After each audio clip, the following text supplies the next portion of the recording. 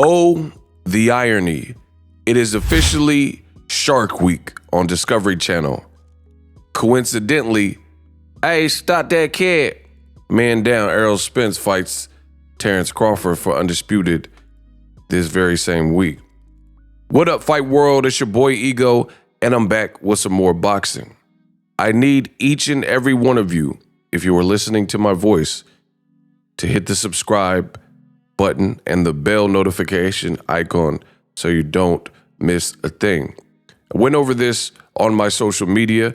You guys can use the link in the description to get to my social media. It is officially Shark Week, hosted by Jason Momoa out of Hawaii on the Discovery Channel. This is something they do every year, and this is the schedule. And I want to go over that in this video. So you see on the screen the Shark Week schedule. So basically from July 23rd on Sunday, this is all the programming. Monday, they have the Great White Fight Club, Monsters of the Bermuda Triangle, Alien Shark Strange New Worlds, all the way to, guess what? The 29th of July, Saturday, Dawn of the Monster Mako Shark, Mega Sharks of Dangerous Reef. And throughout the week, you guys can see Jaws in the Shallow and so on. And so Monster Mako, Fresh Blood, Cocaine Sharks. That sounds kind of interesting, like Cocaine Bear. So why is this important to the fans of boxing? Because Errol Spence's moniker and tagline is the biggest, the big fish, hashtag man down, hashtag strap season, hashtag free smoke junior, grave digger, right?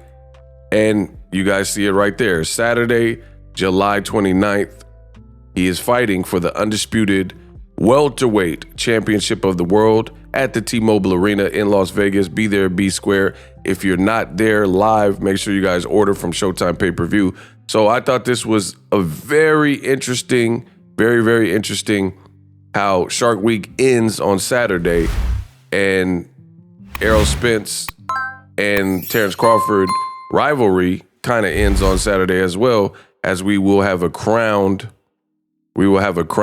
winner for this particular fight. Now, I see Gilly the Kid, condolences go out to his son, but 6 weeks ago he put the last pick and he's laughing. So let me take a look at that to see what's so funny. See, there's the shark, and you see he did a deal with Errol Spence, the shark, big fish, did a deal with Terence Crawford. That's why they're shaking on it. This is a graphic. So he's basically saying, man down. Oh, wow, the last pick is Bomac with them Cheetos. That's like a family-sized bag of Cheetos. And this is in the back when the fighters are warming up and getting ready for the fight. That's crazy. Errol Spence. I told you Errol Spence is kind of funny on the low. Like he's low-key super funny. But you see the big fish, and it's Shark Week. So I just find that highly coincidental, and I don't really hear anyone talking about it. I think that plays in. I would use that if I was Showtime. If I was Showtime at PBC, I would actually use that and bring that up at some point in this week. Look, because it just fits too perfectly. It fits too perfectly. Both fighters, they're battling for everything, all the belts, undisputed, the Ring Magazine belt. They're battling for their families, for their names, their legacy, the welterweight division, and welterweight supremacy. It's been a long time coming. I'm really looking forward to this fight.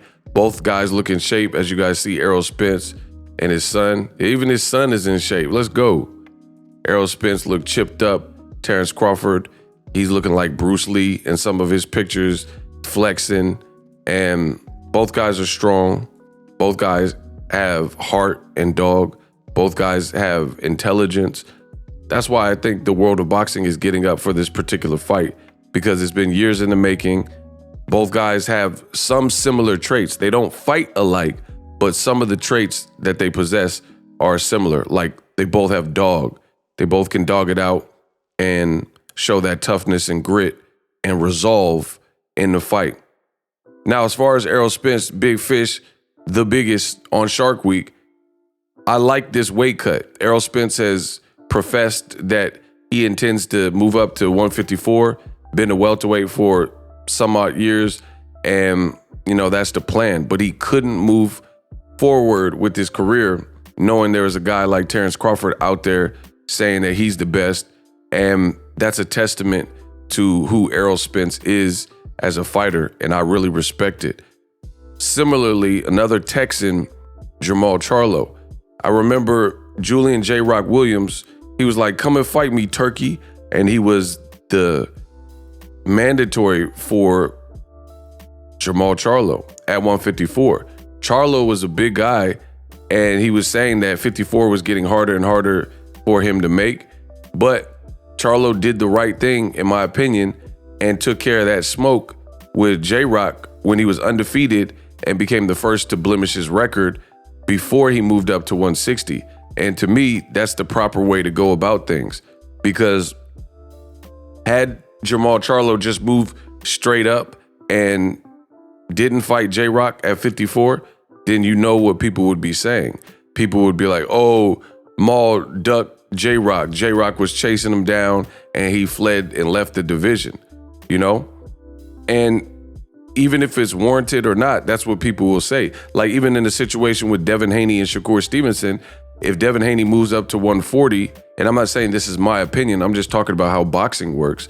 If Devin Haney moves to 140, takes a tough fight with Regis Prograis, you will have a selection of fans who will say he ducked Shakur at 135. So it's best when possible to do like Errol Spence and just take care of the main fight, the main feast, and not just appetizer opponents. Stay as long as you can and either clear out the division, preferably, or at least fight the best in the division, whoever your contemporary, like Maul and J-Rock, they were two of the best on top of the other people that Jermall Charlo had faced at 54, right? So that's the way to go about it, the Errol Spence approach. And I'm always going to say that. I'm always going to back that. I'm always going to condone that.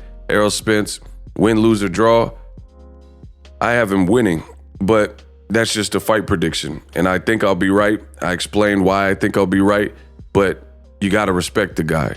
The man took 3 belts off of 3 champions, 3 styles, 3 different times, 2 different unifications, and then 1 fight, he was a challenger. That's the Kell Brook fight. So basically, I'm in my fight with Errol, and I want my chocolate right-hand brownie, and I got a couple things me way from my fight with Triple J, but realistically, right? So Errol Spence, he's been through the ringer, both in the ring, out the ring, and he stood the test of time, and now he's doing it the right way on Shark Week. Boom. This is just like poetry. It's poetry that he's the biggest fish, big fish. He shot that cat man down. He been calling Terence Crawford's number. He been banging and knocking on all the other doors, went through every other door, and now the biggest fish is making the final call at welterweight to stamp his legacy and etch his name in history when he becomes undisputed against Terence Crawford, in my opinion. And it's all on Shark Week. I think that's pretty poetic. Let me know what you guys think. Will Terence Crawford show Errol Spence something he's never seen, or will the shark drown another one on Shark Week? Let me know that in the comment section. Subscribe. I'm the best in the business, and it's really not even close. So just subscribe to the channel. Do yourself a favor. If you love boxing, this is your one-stop shop for all your boxing needs. I got you. Boxing on deck, daily content, and I'm out. Introducing Super Thanks, right here on the official Boxingego YouTube. Super Thanks allows you, the viewers, to show a little bit of extra gratitude, which enables me as a full-time content creator to push out the content you need in the world of boxing. Underneath all the videos, you will see a heart with the $sign in it. You can enter any amount that you find suitable as a super thanks. A brand new, interactive, and colorful way to get your comments highlighted and noticed by not only myself, but other people on the YouTube platform. Super thanks, a unique and cool way to show and applaud us full-time content creators. Hopefully you guys enjoy the content. Super thanks. The future is now. The Hibernation 5s by Kenichi Bear. Hybrid gaming and lifestyle headphones. Out of the box, you can connect to any console or PC. Bluetooth ready with a low latency USB adapter, color RGB, and extreme bass mode. The Hibernation 5s adjust to you. Whether you need a gaming, travel, gym, or lifestyle headphones, the Hibernations got you covered.